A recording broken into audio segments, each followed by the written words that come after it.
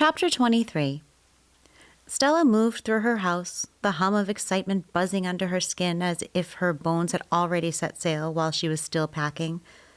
Vinnick pattered at her heels, his big, soulful eyes fixed on her every move, sensing that something unusual was afoot. He stuck close to her side, nudging his nose into her duffel bag as if to say, "Take me with you." "Not this time, buddy," she murmured, scratching behind his ears. "This trip is for humans only." Vinnick whined softly, plopping down next to her half-packed bags, his eyes following her as she made her way back and forth between her closet and the gear spread out across her bed. Her parka, a set of extra thick long johns, woolen socks, and tubes of Vaseline to coat her exposed skin against the harsh winds of Antarctica.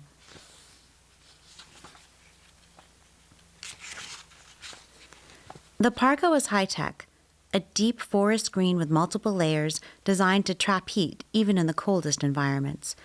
It had taken her months to find the right one, and now she ran her fingers over it, savoring the moment. She couldn't believe it. She was going. This was the trip of a lifetime, her dream taking shape in the duffel bags and sturdy cases stacked around her. Her fingers grazed the handle of her laptop, and she felt a gentle tug of reality pulling her back from the frozen landscapes she was dreaming about. There was still work to finish. One last check, one final test. She'd run through the code so many times that she could almost do it in her sleep, but this wasn't just another trial. This was the final check before she packed up her laptop for good. She couldn't afford any surprises when she was out there. She slid her laptop open and navigated to the program. The code was working in a closed loop, designed to process still images from the cameras and send them back to the local servers she configured specifically for this trip. It was self-contained, ready to function without internet access in the remote wilderness. Once the cameras captured their images, the data would feed directly into LAT's servers whenever they had a satellite connection, uploading to the cloud for further analysis. The entire system would be practically autonomous. All she'd need her laptop for was to address any minor local issues, to tweak the image analysis as they encountered real-world variables she couldn't predict from her living room. She could almost see it now. The cameras rolling, the pristine white landscape dotted with clusters of penguins, each one identified, cataloged, their unique markings preserved in a digital record for research teams back home. She felt her breath catch at the thought.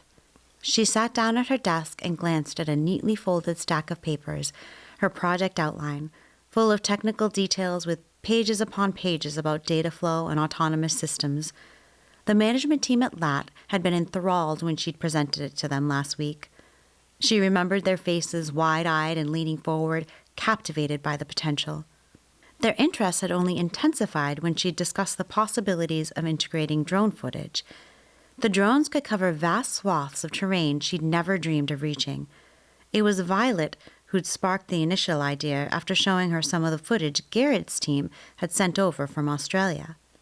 The Department of Agriculture's code base was solid, and Stella had been careful to integrate it seamlessly, testing and running spot checks to make sure it didn't disrupt her existing system.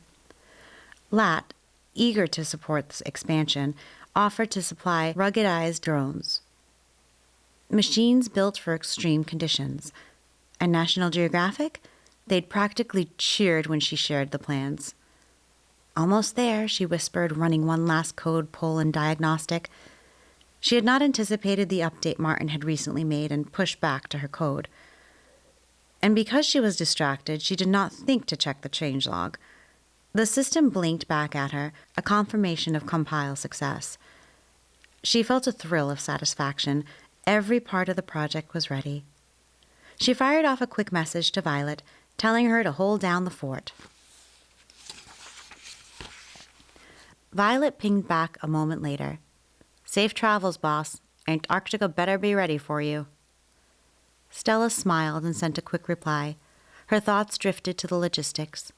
Her servers would be boxed and shipped to the airport tonight, waiting for her in Chile next week, where they'd be loaded onto the vessel bound for the frozen continent. There, among the ice and the wild, her vision would come to life. She was ready to step onto her 7th continent at last. Packing away her laptop, she shivered with excitement. This was it. This was her moment. "Come on, Finnick, let's get you over to Alice's," Stella said to her pup. Finnick was at her side in an instant, ready and eager for a field walk. It was a beautiful spring day, and Stella left her jacket on the rack.